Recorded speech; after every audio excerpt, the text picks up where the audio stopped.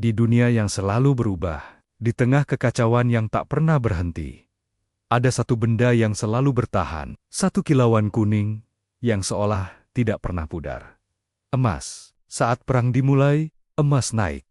Saat wabah menyebar, emas naik. Saat ekonomi runtuh, emas tetap berdiri. Dan pertanyaannya sederhana, mengapa logam tak bernyawa ini justru bersinar paling terang ketika dunia berubah menjadi gelap? Sejak awal peradaban, manusia hidup dalam ketakutan. Ketakutan akan kelaparan, ketakutan akan perang, ketakutan akan ketidakpastian.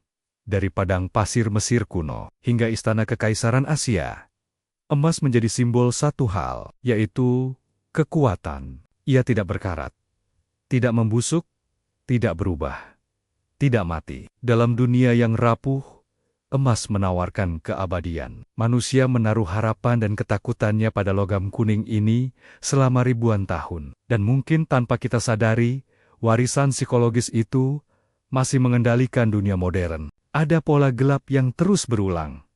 Ketika pasar berubah merah, ketika perusahaan besar tumbang, ketika berita buruk menyembur seperti darah dari luka terbuka, manusia melakukan satu hal yang sama. Mereka berlari menuju emas.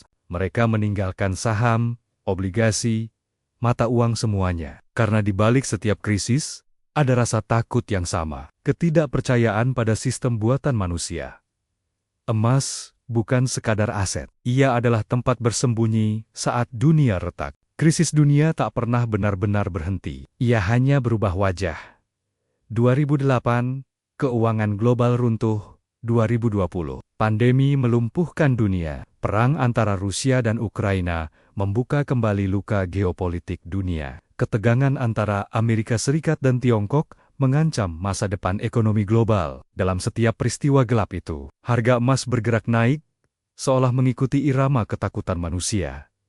Sebuah tarian antara kehancuran dan kilauan emas. Emas memiliki musuh alami. Dolar Amerika Serikat, tapi hubungan mereka lebih mirip. Perseteruan dua raja yang saling membenci, namun saling membutuhkan. Saat dolar melemah karena inflasi, krisis, atau kebijakan bank sentral, emas bangkit. Setiap kali pemerintah mencetak uang untuk menyelamatkan sistem, setiap kali suku bunga dipaksa turun, setiap kali pasar kehilangan arah, emas menyerap rasa takut itu.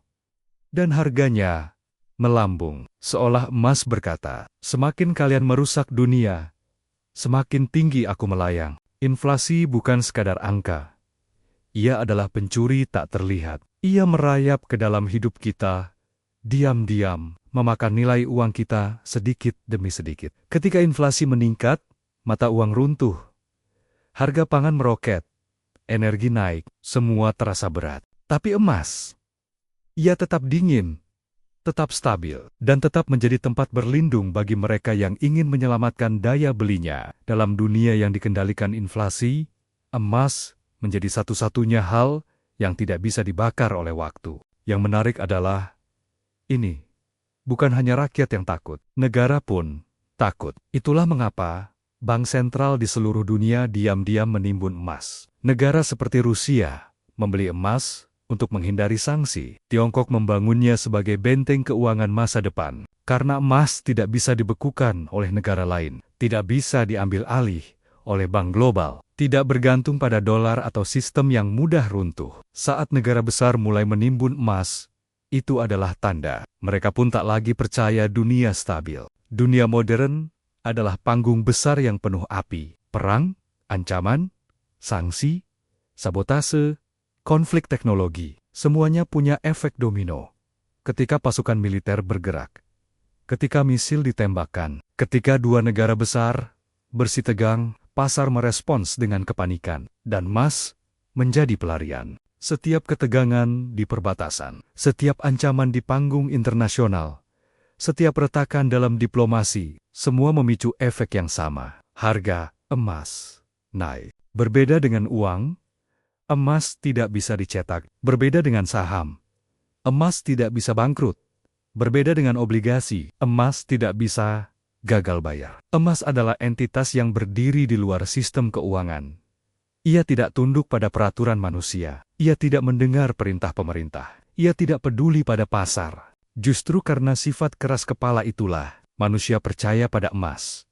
Saat sistem runtuh, emas tetap berdiri. Saat politik kacau, emas tetap dingin. Saat kepercayaan hilang, emas menjadi satu-satunya yang tersisa. Dunia bisa mencetak uang tak terbatas. Pemerintah bisa membuat aturan baru kapan saja. Tapi tidak ada yang bisa menciptakan emas.